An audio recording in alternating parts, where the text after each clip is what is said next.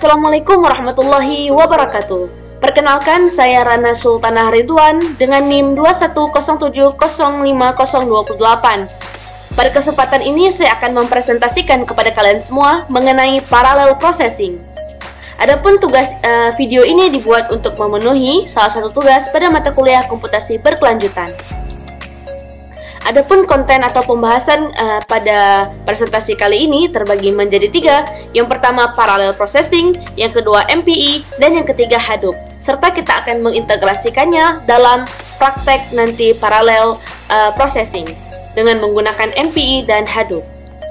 Yang pertama kita akan bahas mengenai parallel processing. Pertama, pengertian dari parallel processing. Pemrosesan paralel atau parallel processing adalah pendekatan komputasi untuk meningkatkan tingkat di mana satu set data diolah dengan pengolahan bagian yang berbeda dari data pada waktu yang sama secara simultan atau bersamaan pada sebuah komputer. Ini berfungsi untuk memecahkan beban besar menjadi beberapa beban kecil untuk mempercepat proses penyelesaian masalah. Secara umum, paradigma komputasi paralel dapat dibagi menjadi 2 jenis, yaitu yang pertama paralelisme implisit dan paralelisme eksplisit. Nah, untuk paralelisme implisit merupakan suatu pendekatan di mana penulis program atau programmer tidak perlu memperhatikan masalah pembagian task ke beberapa prosesor dan memori serta sinkronisasinya. Pembagian task dan sinkronisasi ditangani sepenuhnya oleh sistem di bawah program atau compiler. Nah, sebaliknya untuk paradigma eksplisit itu harus memperhatikan dan menangani masalah pembagian task dan komunikasinya atau sinkronisasinya tadi. Komunikasi antar dua atau lebih task pada umumnya dilakukan dengan menggunakan share memory atau message passing. Nah, untuk share memory itu sendiri merupakan task-task menggunakan memori yang sama, di mana masing-masing task dapat menulis atau membaca secara asinkron. Sementara pada message passing, setiap task mempunyai memori lokal masing-masing, dan paradigma yang digunakan adalah parallelism explicit. Contoh sumber daya komputasi yang cocok menggunakan pemodelan ini adalah beberapa workstation yang dijadikan dalam cluster. Lantas bagaimana pemrosesan paralel tersebut bekerja? Sebagaimana kita lihat ada suatu permasalahan atau problems dan di mana akan ditangani oleh satu master tingkat atas, di mana nantinya master tingkat atas tersebut akan membagikan task kuantumnya itu ke beberapa workspace lainnya. Nah, di mana di sini problem atau permasalahan, beban permasalahan akan dipecahkan dan dikerjakan oleh workspace lainnya. Dalam pemrosesan paralel, tugas yang kompleks tadi dibagi menjadi beberapa tugas kecil yang lebih proporsional dalam persyaratan pemrosesan, baik ukuran dan jumlah ke unit pemrosesan yang ada. Nah, setelah divisi yang masuk kepada master tadi, lalu setiap prosesor mulai mengerjakan bagian mereka dari tugas secara independen satu sama lain dengan mengecualikan komunikasi yang konstan melalui perangkat lunak untuk tetap mendapatkan informasi terbaru tentang keadaan tugas lain. Setelah pemrosesan, semua bagian selesai, apakah jumlah prosesornya sama dengan jumlah tugas dan mereka berakhir dengan sinkron atau bergiliran hasilnya? Atau bergiliran, hasilnya adalah segmen program yang diproses sepenuhnya. Nah, jadi setelah pemrosesan semua bagian selesai, dipertanyakan kembali apakah jumlah prosesornya sama dengan jumlah task dan mereka berakhir dengan sinkron dan saling bergiliran. Jika benar, maka hasilnya adalah suatu segmen program yang diproses sepenuhnya. Proses paralel dapat ditandai sebagai ada yang berbutir halus maupun ada yang berbutir kasar. Dalam paralelisme berbutir halus, itu tugas komunikasi satu sama lain beberapa kali per detik untuk memberikan hasil dalam waktu yang nyata atau hampir real. Sedangkan pada proses paralel berbutir kasar, itu lebih lambat karena mereka lebih jarang melakukan komunikasi. Selanjutnya, jenis parallel processing. Nah, saat ini terutama ada 3 jenis pemrosesan paralel dan dikategorikan sesuai dengan sumber data dan jenis pemrosesan yang dilalui. Yang pertama ada Multiple Instruction Multiple Data atau MIMD, yaitu pemrosesan di mana setiap set prosesor menjalankan data yang berasal dari sumber yang berbeda, kemudian mengikuti instruksi dan algoritma dari sumber data tersebut. Selanjutnya ada pemrosesan data single atau MISD. Di sini dia bermakna berganda, di mana beberapa prosesor menerima set data yang sama, tetapi diinstruksikan untuk memprosesnya secara berbeda untuk menghasilkan hasil yang lebih variatif atau beragam. Dan yang terakhir adalah pemrosesan instruksi single multiple data atau SIMD. Beberapa prosesor menjalankan tugas yang identik dengan menggunakan instruksi yang sama untuk menvalidasi hasil. Nah, selanjutnya kita masuk kepada MPE. MPE, apa yang dimaksud dengan MPE? MPE atau Message Passing Interface adalah sebuah standar untuk komunikasi paralel pada sistem komputer yang terdistribusi, terutama pada superkomputer dan cluster komputer. MPE ini memungkinkan beberapa prosesor untuk berkomunikasi dan bekerja secara bersama dan secara paralel dalam memproses data dan tugas yang kompleks. Konsep MPE memungkinkan beberapa prosesor untuk berkomunikasi dan bekerja sama untuk memproses tugas secara paralel, sehingga setiap prosesor memiliki memori dan CPU yang terpisah, dan komunikasi antar prosesor pun dilakukan hanya melalui pesan. MPE ini mendefinisikan jenis pesan, protokol pengiriman pesan, dan operasi sinkronisasi yang digunakan untuk memastikan bahwa pesan diterima dengan benar. Selanjutnya, fungsi MPE. MPE menyediakan fungsi untuk melakukan komunikasi antar prosesor, seperti pengiriman pesan, penerimaan pesan, dan sinkronisasi operasi. Beberapa fungsi MPE yang umum dilakukan atau digunakan adalah MPE send, MPE read atau receive, MPE barrier, MPE broadcast atau bcase, dan MPE reduce. Selanjutnya, struktur program MPE. Program MPE terdiri dari beberapa proses yang saling melakukan komunikasi melalui pesan. Setiap proses memiliki nomor identitas atau rank yang unik, dan fungsi MPE digunakan untuk mengirim pesan antar proses tersebut. Struktur program MPE sering menggunakan model master worker. Seperti kita lihat pada gambar sebelumnya, yaitu ada master dan di bawahnya ada worker space, di mana satu proses bertindak sebagai master yang mengkoordinasi tugas dan membaginya kepada para pekerja atau worker space yang di bawahnya. Selanjutnya, keuntungan dari MPE. MPE memungkinkan aplikasi untuk memproses data secara paralel pada beberapa prosesor, meningkatkan kecepatan dan efisiensi pemrosesan. MPE juga mendukung pengolahan data yang besar dan kompleks, serta skalabilitas untuk sistem dengan banyak prosesor. Selain itu, MPE juga menawarkan keandalan yang tinggi dengan dukungan untuk pemeriksaan kesalahan dan pengaturan ulang secara otomatis. Tantangan pada MPE.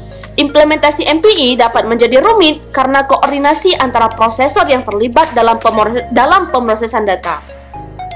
Selain itu, komunikasi antar prosesor dapat menjadi bottleneck dalam pemrosesan paralel, terutama jika pesan yang dikirim sangat besar. Oleh karena itu, penggunaan MPE memerlukan perencanaan yang baik dan pemrograman yang cermat untuk mengoptimalkan kinerja dan efisiensi sistem. Selanjutnya, kita akan bahas mengenai Hadoop. Hadoop adalah sebuah framework open source yang sangat berguna dalam memproses data besar secara terdistribusi. Hadoop menggunakan model pemrograman MapReduce, di mana data besar dibagi menjadi beberapa bagian dan dianalisis secara terdistribusi oleh beberapa komputer atau node.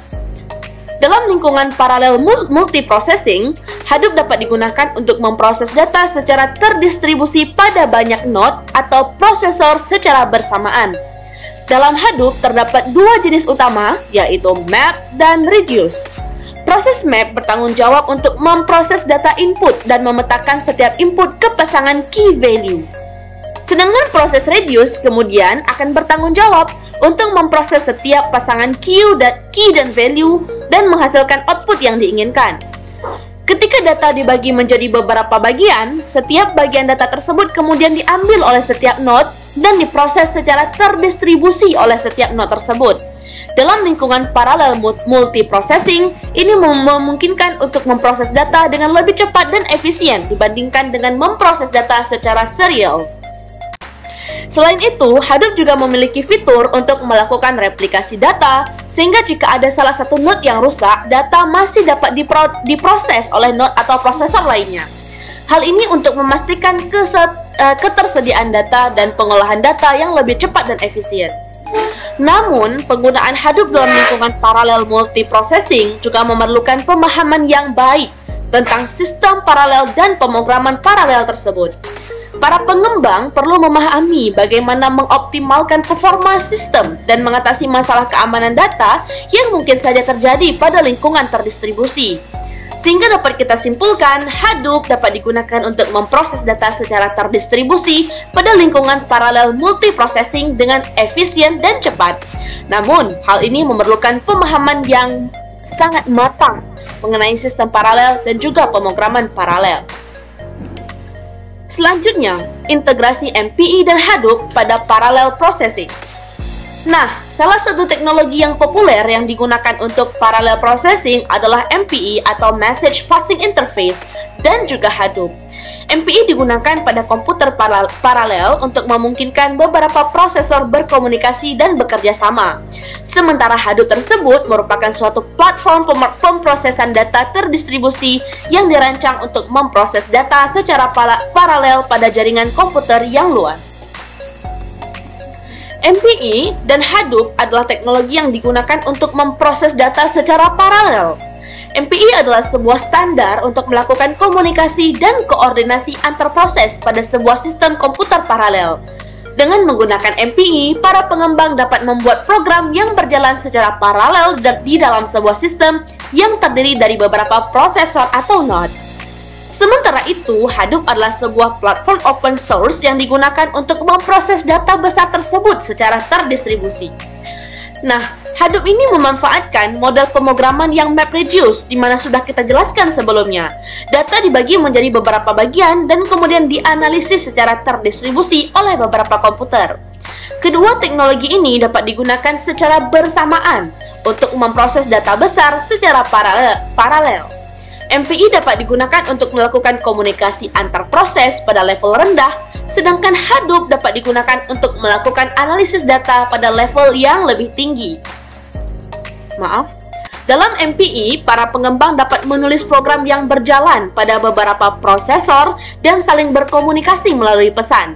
Setiap prosesor dapat melakukan tugas yang berbeda, sehingga ini dapat mengurangi beban kerja, dan hasilnya dapat digabungkan pada akhirnya.